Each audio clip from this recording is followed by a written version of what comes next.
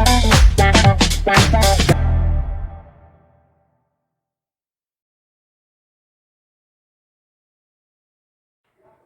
Students, आज हम discuss करेंगे क्लास 9th का 5th chapter the fundamental unit of life. तो मैं एनसीईआरटी नहीं खोलूँगी, बुक से आपको नहीं पढ़ाऊँगी, मैं एक कहानी की तरह आपको चैप्टर एक्सप्लेन करूँगी जिससे कि चैप्टर आपके दिमाग में पूरी तरह से बैठ जाए। क्योंकि एमसीक्यू और केस बेस्ड स्टडी वगैरह को सॉल्व करने के लिए आपको पूरा चैप्टर क्लियर होना ज़रूरी है। तो बिना टाइम वेस्ट किए मैं अपनी स्टोरी शुरू करती हूँ।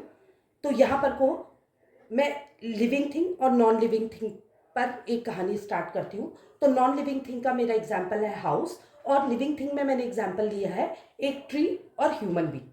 तो नॉन लिविंग थिंग जिसमें मैंने हाउस लिया है, हाउस का फॉर्मेशन हुआ है वॉल्स से, और वॉल्स बनी है ब्रिक्स से।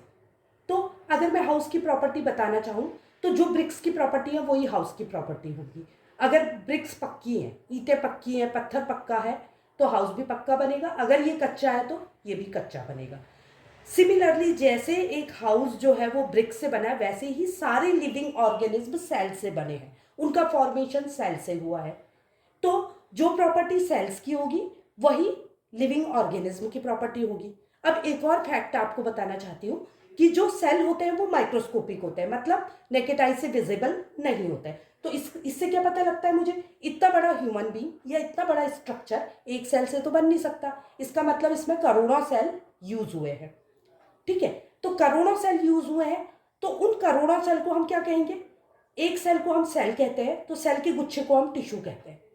और ये टिश्यू मिलके जो है अलग अलग बॉडी ऑर्गन को डेवलप करती है, और जिससे लिविंग थिंग का फॉर्मेशन होता है। जैसे आप मेरे हाथ को देखिए, तो यहाँ पर को बहुत सारे सेल्स प्रेजेंट है, उसको हम टिश्यू कहेंगे। एक ये group of cluster of tissue या ग्रुप ऑफ टिश्यू ने एक फिंगर बनाई। ऐसे ही डिफरेंट बॉडी ऑर्गन डेवलप हुए और उसके बाद मेरा फॉर्मेशन हुआ। तो सेल, सेल के बाद टिश्यू, टिश्यू के बाद बॉडी ऑर्गन बनता है और लिविंग ऑर्गेनिज्म बनता है। तो इसका मतलब सारी प्रॉपर्टी अगर हम सेल की पढ़ लेते हैं तो हमको लिविंग थिंग क्लियर हो जाएगा। इससे हमको क्या पता लगता है कि सारी फंक्शनिंग जो बॉडी के अंदर हो रही है वो किसके द्वारा हो रही है? लिविंग थिंग के द्वारा हो रही है, सेल के द्वारा हो रही है, सॉरी। तो सेल के द्वारा हो रही है। तो सेल अगर फंक्शन कर रहा है तो उसको किसकी जरूरत है? एनर्जी की। कोई भी चीज जो काम करती है उसको किसकी जरूरत होती है? एनर्जी की। अगर जैसे नॉन लिविंग थिंग भी चलती है, कार चल रही है, तो उसको एनर्जी चाहिए फ्यूल के रूप में, पेट्रोल, डीजल। अगर आपके घर में जो भी गैजेट्स हैं आप उनको रन करना चाहते हो तो आपको इलेक्ट्रिकल एनर्जी की जरूरत पड़ती है। सिमिलरली सेल को भी फूड की जरूरत पड़ती है जिसको हम खाते हैं, और इस सेल से हमारा फॉर्मेशन होता है।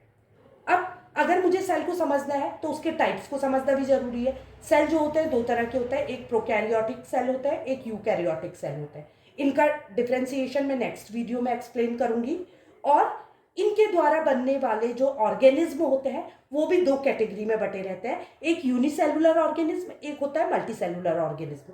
तो यूनिसेलुलर ऑर्गेनिज्म जो कि एक सेल से फॉर्म होता है।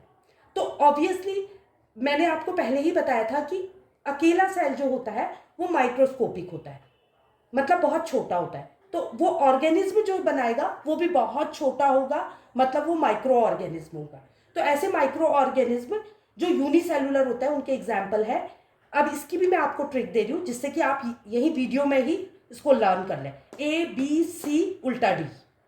तो ए से amoeba unicellular, bacteria unicellular, Chlamydomonas unicellular, again paramecium unicellular. और मल्टीसेलुलर के एग्जाम्पल है जितने भी ऑर्गेनिज्म आप अपने चारों ओर देख रहे हैं नेकेड आई से, वो सब क्या है? मल्टीसेलुलर ऑर्गेनिज्म है।